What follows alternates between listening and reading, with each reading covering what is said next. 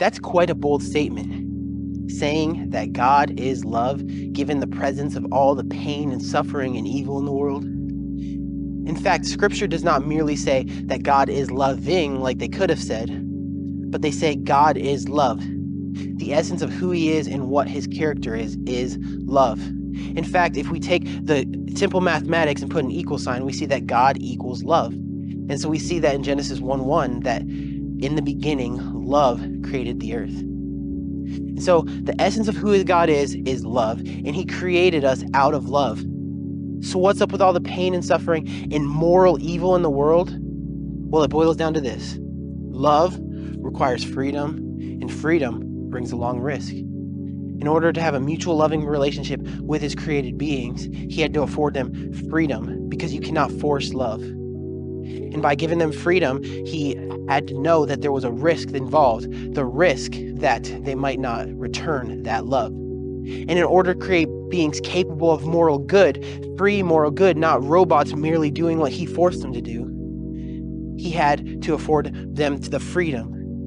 Because if they were not capable of moral evil, then they could not make the free choice of moral good. And so in order for creatures to be capable of moral good, the possibility of moral evil had to exist. In Romans chapter 1, verse 18, it says, "For the wrath of God is revealed from heaven against all of the ungodliness and the unrighteousness of men who suppress the truth and unrighteousness." And so God's wrath that you see all throughout Scripture, it's actually a part of God's incredible good news. And so it's good news that God is going to fully evaluate all of the choices that me and you have made and judge accurately, judge fairly, and judge righteously, because God is a God of justice. And justice is just a branch of love. But God's wrath, it's not against people. It's against all of the unrighteousness and the ungodliness of men. The thing that God hates is the thing that kills people, that deceives people, that puts people under a spell. Because God knows, hey, you need to get rid of that sin, because that sin is what's going to kill you.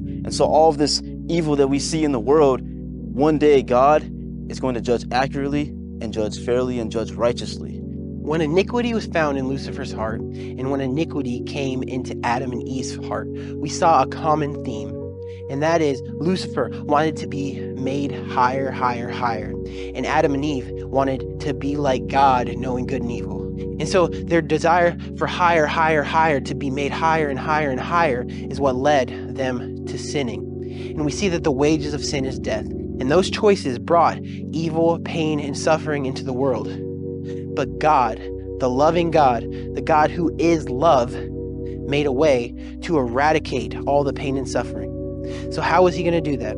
Well, we see in the Bible that it says he was made a little lower than the angels. And so when Adam and Eve and when Lucifer wanted to be made higher, higher, higher, and their choices brought rebellion, sin, and pain and evil into the world, God's solution to wiping away that pain, evil, and suffering was to be made a little lower.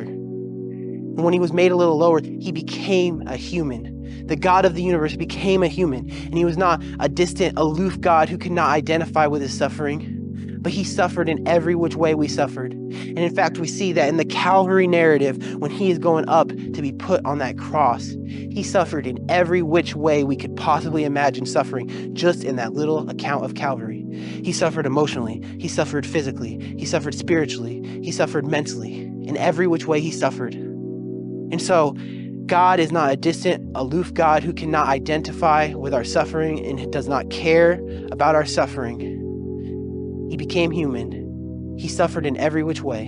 And his solution to wiping away pain, evil, and suffering from this world was for himself to be made a little lower than the angels, become human, and suffering in every which way we possibly could suffer. God gave us a promise in Revelation chapter 21, verse 4, that there will be no more pain, there will be no more sickness, there will be no more death, because the former things are going to have passed away. And because God came and he suffered with his people so that we will not have to suffer ever again, God's longing is to be with you.